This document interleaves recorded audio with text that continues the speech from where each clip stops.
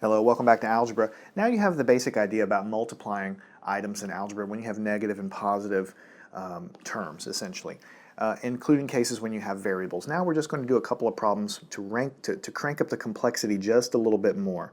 But you're basically following the same rules in each case. So here you have x plus 5y multiplied by 2 on the outside, and then plus negative 3 times 7x minus y.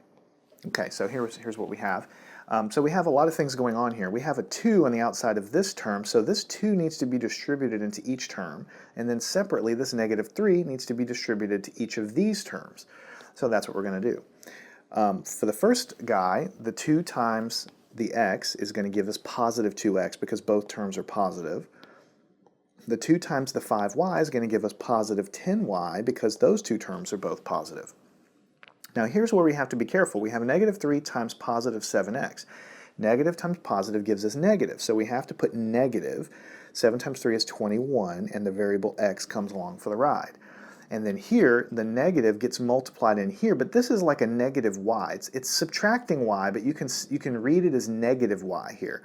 So negative times negative gives you positive, so you have to put a positive here, and then it's just going to be 3y because what you end up multiplying is the 3 times the implied 1 that's in front there. So you get a positive 3y. Now this is really the answer, but it's not fully simplified. Notice we talked earlier about adding and subtracting like terms. When you add things in algebra, the terms have to match. So here we have an x, 2x, I'm sorry, and here you have negative 21x, but in both cases you have an x as your variable which matches. So that allows you to deal and add or subtract the numbers. So in this case, you have, let's just go ahead and rewrite it again just to make it absolutely clear. We have 2x minus 21x, and then we have the 10y plus the 3y, just kind of put them together side by side. So here what you have is these are called like terms. So you have 2 minus 21. Now if you think back to how you were adding and subtracting things, when you're subtracting items, you go ahead and subtract them, bigger minus smaller, and so you have 21 minus 2 is going to give you 19, but then you have to figure out what the sign of the answer is going to be. So it's 19x because the variables in question were x. So you have to figure out the sign. The sign of the larger absolute value is this one, so it takes on a negative sign. So it's negative 19x. And then over here you have the 10y plus the 3y. That's simple addition. Both are positive, so it's going to be 13y's. So make sure you understand this, especially this last part here. Just make sure you understand 2 minus 21, when you're subtracting in algebra, you go ahead and do the subtraction, bigger minus smaller, so you get the 19, but then the sign always goes with the larger absolute value. The x comes along for the ride, just like the y comes along for the ride right there. Okay, so for our next problem, we're going to have negative 2 times 2q plus w minus 7w minus q. All right, and so what we're going to have here is the same thing. This negative 2 is going to get distributed in here. 2 times 2 is 4. Negative times positive is negative, so negative 4q. And then we'll have the negative 2 times the w. So negative times positive again gives us negative 2w. And then we have this term. Negative 7 gets multiplied by the w, which is positive, so you get a negative 7w. Negative times positive gives you negative. And then here you have a negative 7 times a negative q. Negative times negative gives you positive 7q.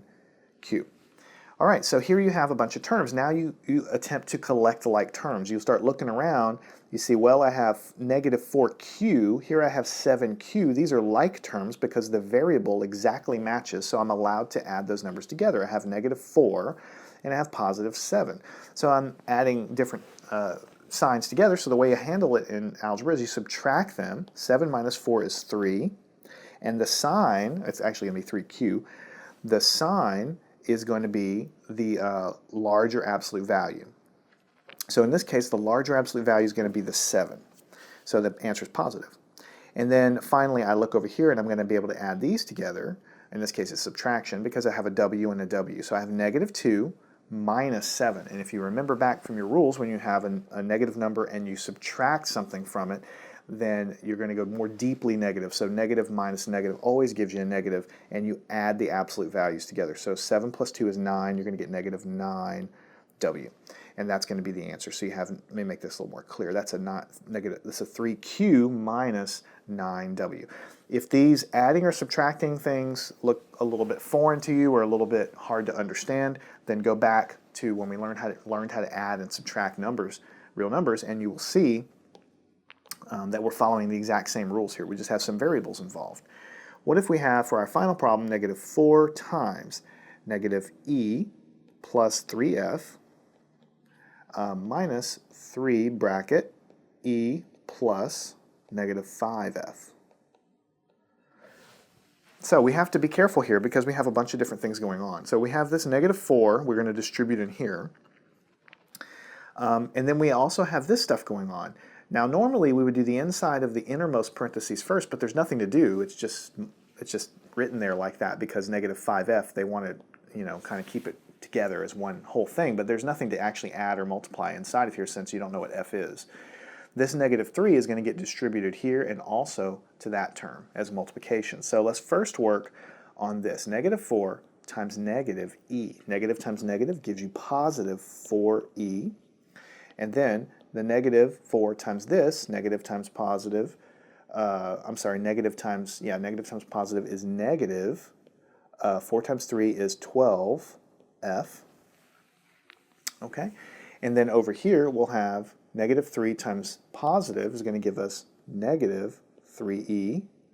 And then over here, negative times negative is going to give us positive. 3 times 5 is 15f. And I'm not sure, I may have misspoke. In the first term here, it's negative times negative gives you positive. This one's negative times positive, giving you negative.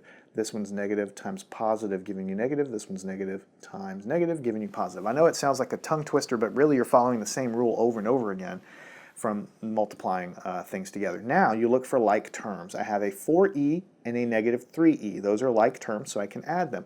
4, which is right here, minus 3, very simple. 4 minus 3 is 1.